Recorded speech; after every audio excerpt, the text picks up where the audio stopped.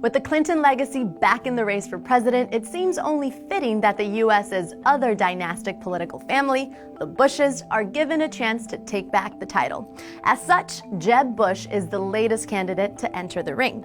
And despite being the brother of a president with one of the lowest approval rates in history, Jeb Bush is still a strong Republican candidate. So who exactly is Jeb Bush? Well, Jeb, or John Ellis Bush, first entered the public's attention when both he and his brother, George W., became state governors, Jeb of Florida, George of Texas. During his time as governor, Jeb stressed improving education standards, although some of these policies have been criticized for being ineffective. He also eliminated affirmative action in Florida's state jobs and colleges, while removing job protections on civil service positions.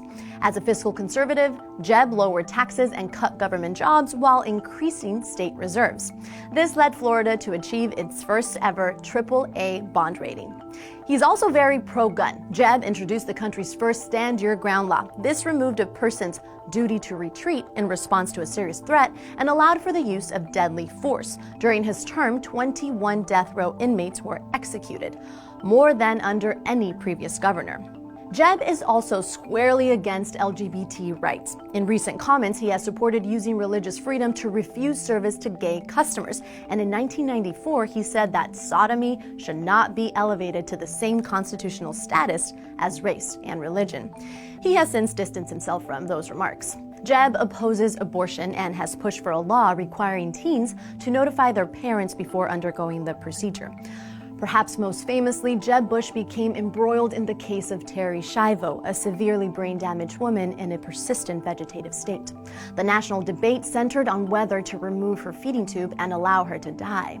After her husband and legal guardian decided to authorize its removal, Jeb Bush called an emergency session of the Florida legislature, specifically to pass a bill ordering Schiavo's feeding tube to be reinstated.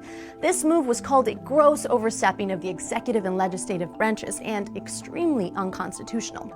Jeb has already gotten into some hot water for stating that his top foreign policy advisor is his brother, George W., and that even with the information known today, he would still have launched the massively unpopular Iraq War.